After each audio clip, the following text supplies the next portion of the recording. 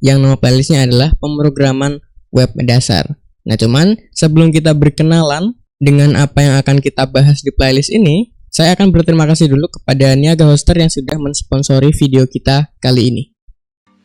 Niaga Hoster adalah perusahaan penyedia web hosting unlimited terbaik di Indonesia yang memiliki layanan beragam, mulai dari unlimited hosting, cloud VPS, domain, sampai layanan website instan. Ada banyak keunggulan Niaga Hoster, di antaranya harga yang terjangkau dengan kualitas hebat, sehingga kita mendapat fitur yang lengkap mulai dari auto install WordPress, cPanel, hingga SSL gratis. Niaga Hoster juga menjamin server yang uptime, sehingga website kita selalu online setiap saat. Keunggulan lainnya yaitu hosting super cepat diimbangi dengan keamanan website ekstra yang memungkinkan website kita terlindung dari serangan hacker, malware, dan virus berbahaya. Tidak hanya itu, Niaga Hoster juga mempunyai tim support yang selalu sedia membantu kita kapan saja ketika kita mempunyai kendala atau permasalahan. Cukup dengan mengklik tombol live chat di pojok kanan bawah pada website dan tulis serta kirim kendala kita, tim support Niaga Hoster langsung sigap membantu kita.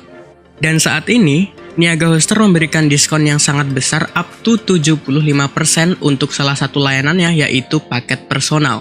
Jika teman-teman ingin mendapatkan potongan harga 10% lagi, sebelum checkout teman-teman bisa masukkan kode kupon SWSKUI, lalu tekan tombol gunakan.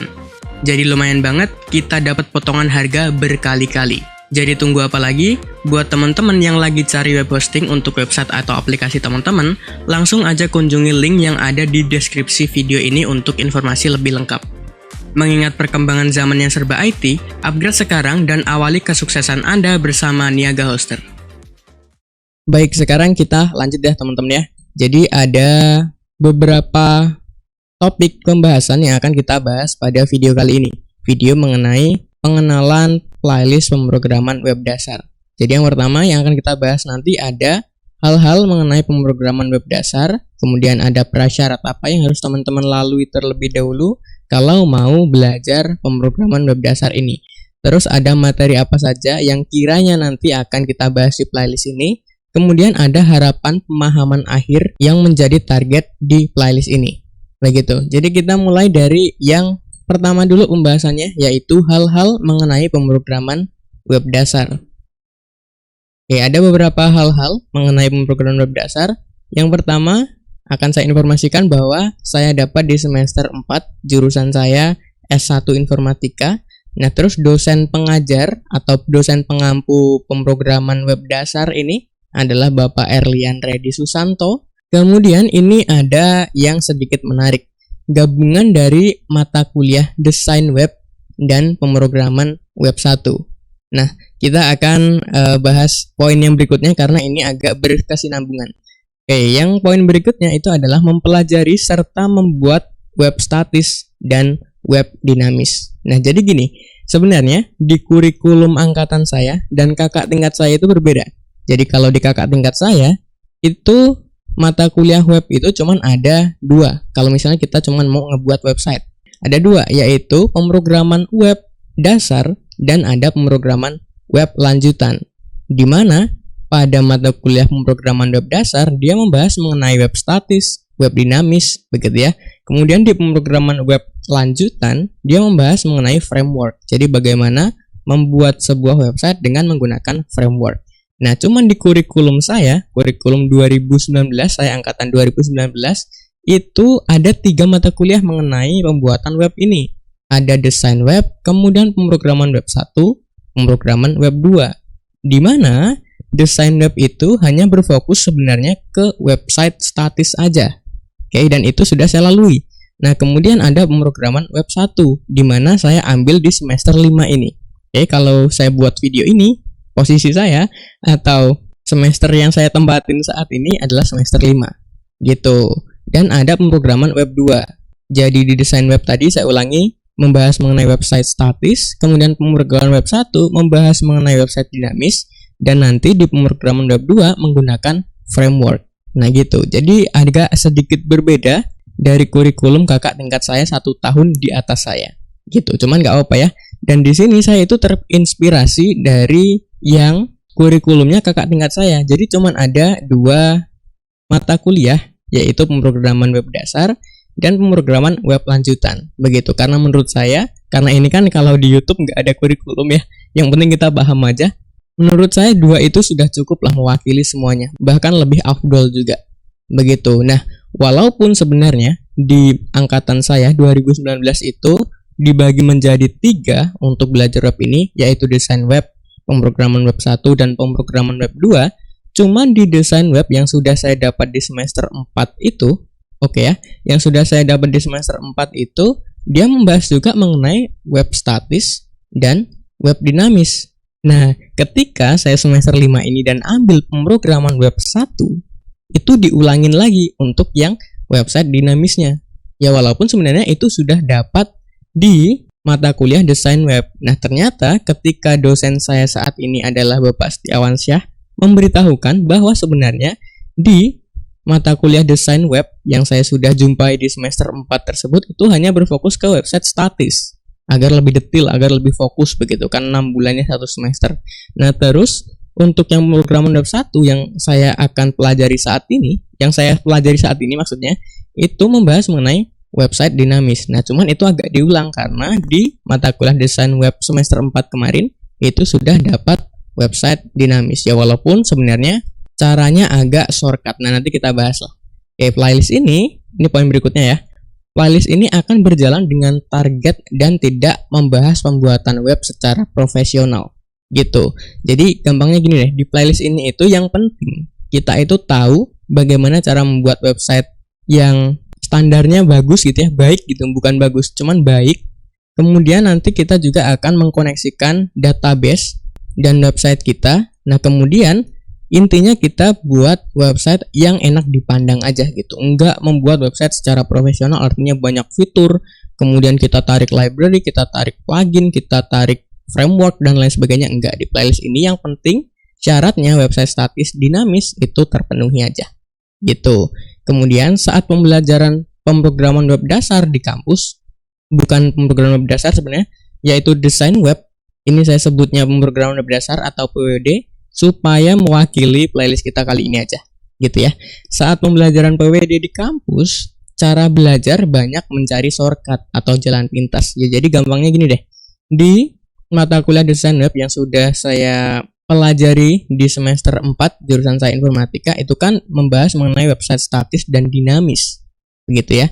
Dan kalau saya bayangkan membuat website statis dan dinamis dalam waktu 1 semester 6 bulan, ya pasti nggak bakal sampai kalau kita belajar runutannya.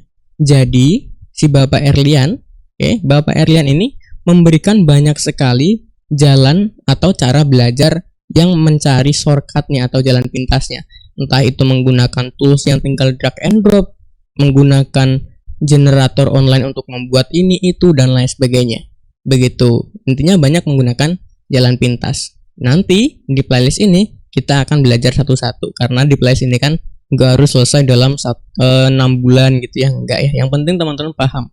Ya kan, 1 hari bisa nonton 2 video atau 3 video, kalau paham mah lanjut-lanjut aja gitu. Sip ya. Kemudian untuk poin yang terakhir, untuk membuat web itu tergolong sangat mudah. Namun, banyak elemen, banyak istilah, banyak paradigma, dan bahasa pemrograman yang digunakan. Begitu. Jadi, kalau misalnya kita membuat Android itu kan pasti cuman punya atau harus paham XML dan Java. Kalau kita base-nya pakai bahasa pemrograman Java di Android. 2 doang. Bahkan si XML ini cuman markup untuk nge-styling doang. Nah, kemudian kalau misalnya kita buat aplikasi desktop, 1 doang kan bahasa pemrograman yang kita pelajari. Misalnya Java. Ya udah Java doang.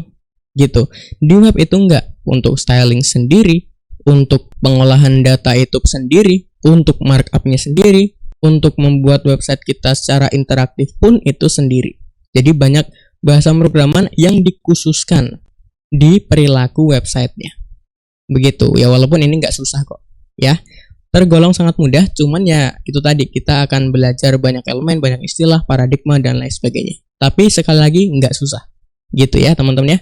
Nah kemudian yang kedua nih, prasyarat apa yang harus teman-teman lalui terlebih dahulu supaya nyantol di belajar pemrograman web dasar ini. Oke, prasyaratnya itu ada 3. Teman-teman yang pertama harus sudah selesai belajar dan paham mengenai dasar-dasar pemrograman. Ini playlistnya udah ada ya, dasar-dasar pemrograman. Jadi apa itu variabel, oke, apa itu pemrograman, apa itu pengkondisian, perulangan, array, dan lain sebagainya. Harusnya udah paham. Nah, tinggal nanti ketika kita perlu misalnya bahasa pemrograman PHP, ya udah kita tinggal codingan-codingan aja atau coding-coding aja. Oh, perulangannya seperti ini, percabangannya seperti ini, buat variabel seperti ini, buat array seperti ini, function seperti ini. Gitu aja. Intinya kita udah paham mengenai beberapa istilah dalam programming, dan itu sudah ada di dasar-dasar pemrograman. Begitu ya teman-teman ya. Kemudian untuk yang kedua ini opsional, sudah menonton dan paham streaming tentang HTML dasar. Ini kan saya pernah streaming HTML dasar ya. Nah, cuma nanti di playlist ini kita akan pelajari HTML dengan cara yang lebih menarik lagi. Begitu. Ini kita ulangin. Jadi teman-teman, untuk belajar HTML ini atau nonton streaming HTML dasar opsional ya. Boleh iya, boleh enggak. Kalau iya nanti berarti di sini tinggal review lagi. Kalaupun tidak, kita akan belajar ulang lagi di playlist pemrograman web dasar ini. Begitu. Nah, kemudian untuk prasyarat yang ketiga, SBD atau sistem basis data. Sudah belajar atau selesai bahkan ya, dan paham sistem basis data. Dan untuk SBD ini, oke, itu sudah ada playlistnya di channel Study Student. Jadi silahkan dicari aja. Karena apa? Karena nanti di playlist pemrograman web dasar ini kita akan mengkoneksikan dan menghubungkan database kita ke website ke database.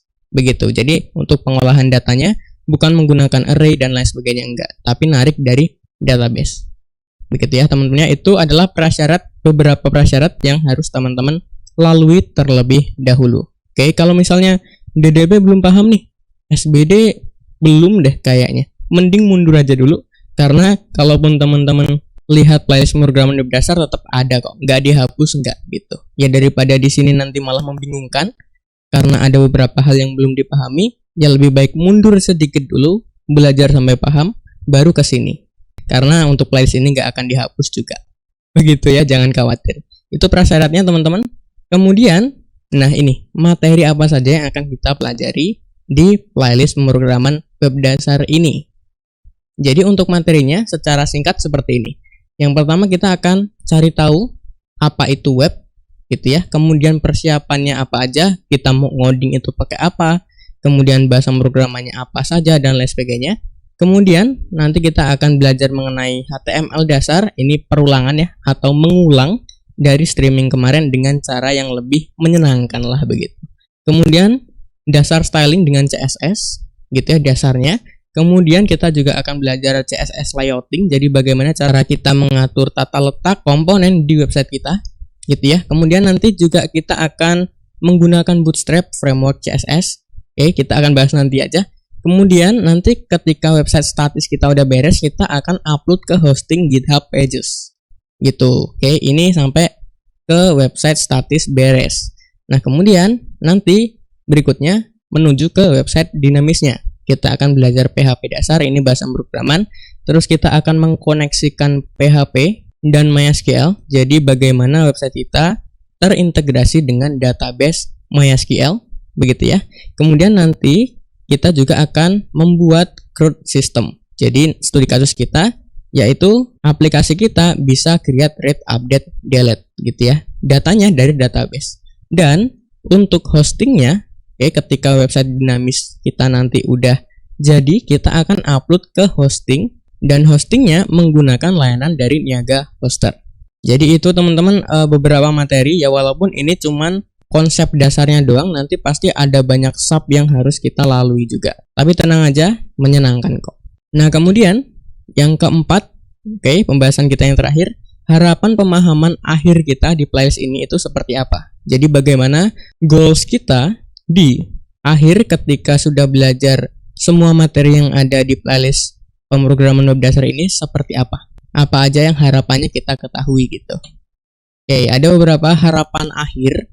Yang pertama, mengetahui cara kerja website. Kemudian nanti yang kedua, bisa membuat website statis dan bisa membuat website dinamis. Dan kalau sudah buat website, ya pastinya upload website ke hosting.